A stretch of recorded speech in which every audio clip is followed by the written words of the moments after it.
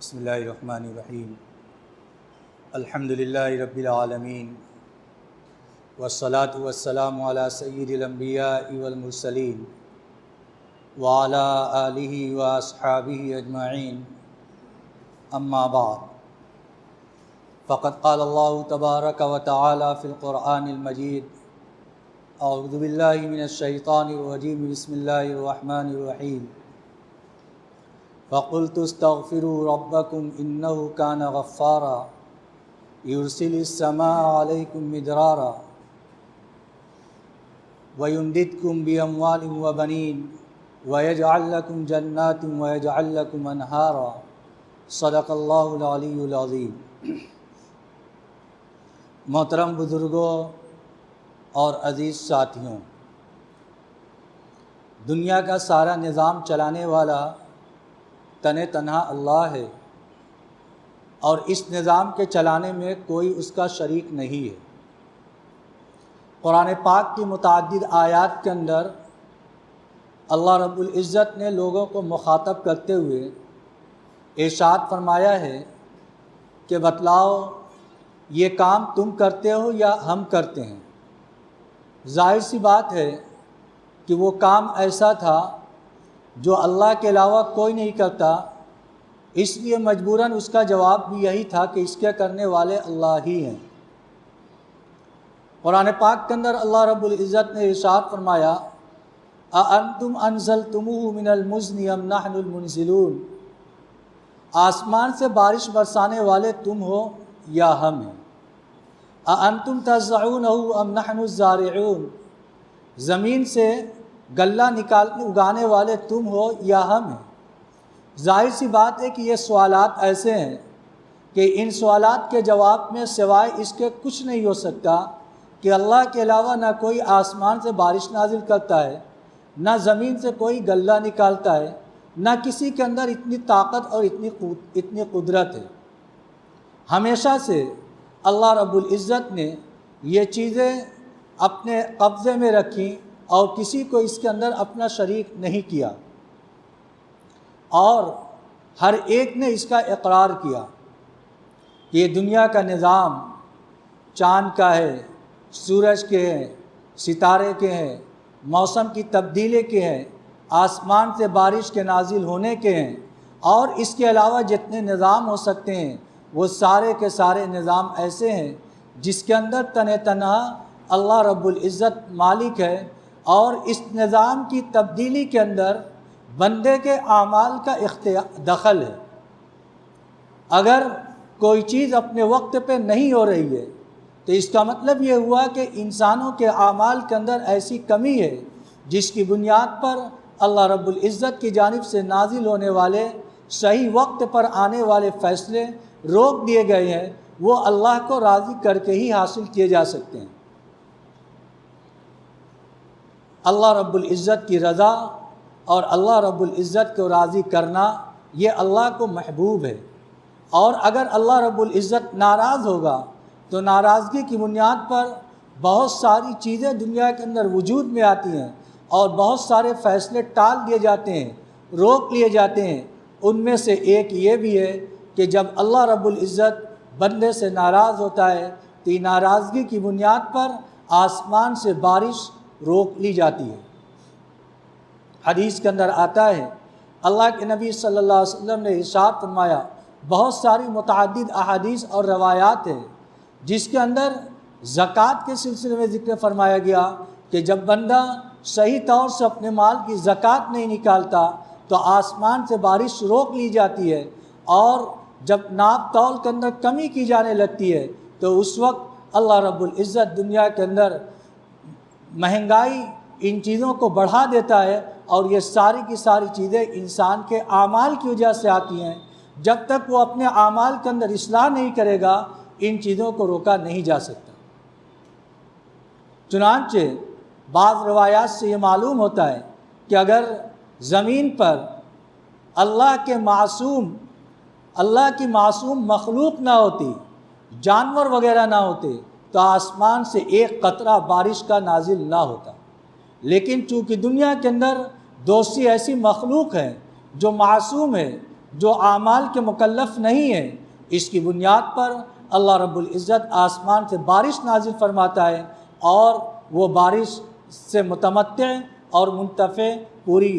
قوم ہوتی ہے اور پوری انسانیت ہوتی ہے۔ آج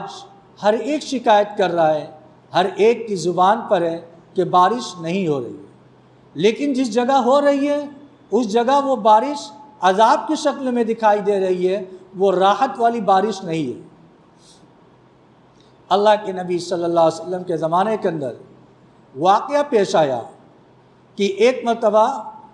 اعراب کے رہنے والے جمعہ کے دن اللہ کے نبی صلی اللہ علیہ وسلم کی خدمت کے اندر حاضر ہوئے جمعہ میں، اور انہوں نے کہا، اے اللہ کے نبی، بارش رکی ہوئی ہے، مویشی ہلاک ہو رہے ہیں، اور باغ اور کھیت کھلیان برباد ہو رہے ہیں، اور لوگ بدحال ہو رہے ہیں، آپ اللہ سے دعا فرما دیجئے، اللہ رب العزت آسمان سے بارش نازل فرمائے۔ صحابہ کرام ارشاد فرماتے ہیں کہ اللہ کے نبی صلی اللہ علیہ وسلم نے دعا فرمائی، جس دعا کے نتیجے میں نماز ختم بھی نہیں ہوئی تھی کہ آسمان سے بارش نازل ہو گئی۔ اب ہفتے بھر خوب بارش ہوئی، اگلے ہفتہ پھر وہ لوگ حاضر ہوئے اور کہا، اے اللہ کے نبی، بارش بہت کثیر ہو گئی، اس کی وجہ سے ہمیں نقصان ہو رہا ہے۔ اللہ کے نبی صلی اللہ علیہ وسلم نے اللہ رب العزت سے دعا فرمائی، اے اللہ تو آسمان سے بارش نازل فرما، لا علینا حوالینا، یعنی ہمارے ارد گرد پہاڑوں پر، تاکہ وہ ہمارے لیے فائدے کی چیز ہو۔ اور آسمان سے بارش کے روکنے کی دعا نہیں کی بلکہ جگہ کے بدلنے کی دعا کی۔ تو معلوم ہوتا ہے کہ آدمی کے اعمال کا اس کے اندر دخل ہوتا ہے۔ اگر ہم آج چاہتے ہیں کہ آسمان سے بارش نازل ہو تو اس کے لیے ہمیں بھی کچھ نہ کچھ سوچنا پڑے گا۔ چنانچہ حضرت نوح علیہ السلام کا واقعہ سورہ نوح کے نام سے قرآن پاک کے اندر مذکور ہے، جس کے اندر حضرت نوح علیہ السلام نے اپنی قوم کو بہت ساری چیزوں کی نصیحت فرمائی تھی، اور اپنی قوم کو 950 سال تک دعوت دی۔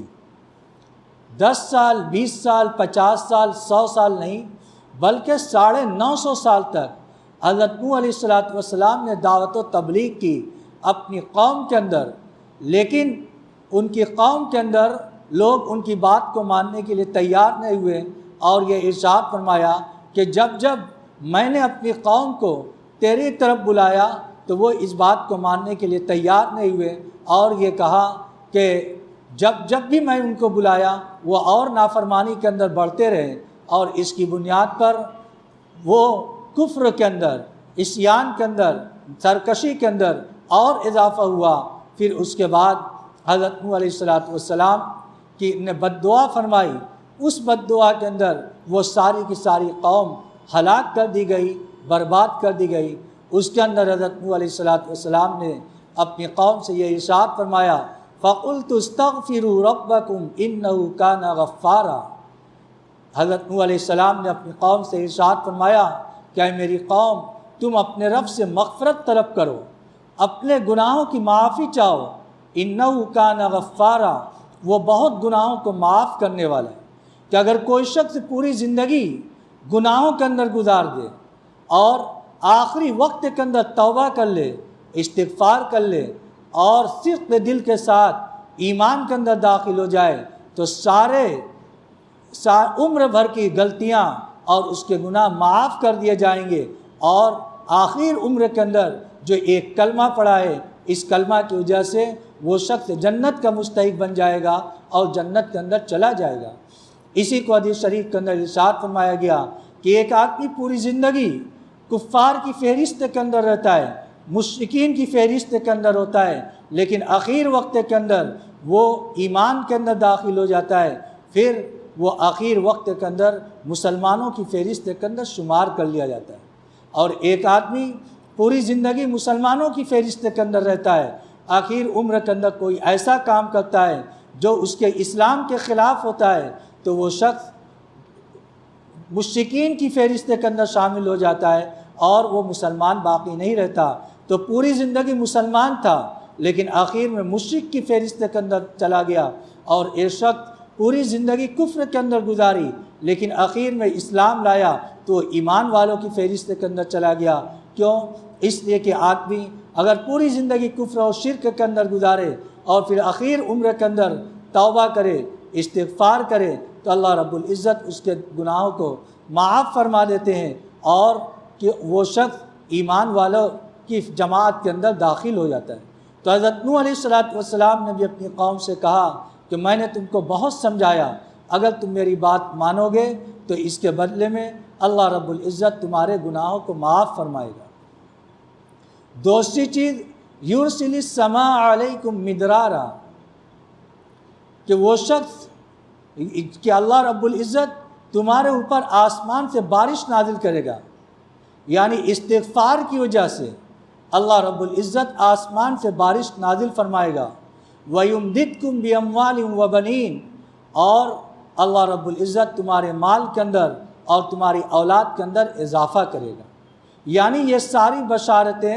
اور ساری خوشیاں حاصل ہوں گی اس بنیاد پر کہ یہ شخص استغفار کرتا تھا، اللہ رب العزت سے اپنے گناہوں کی مغفرت چاہتا تھا۔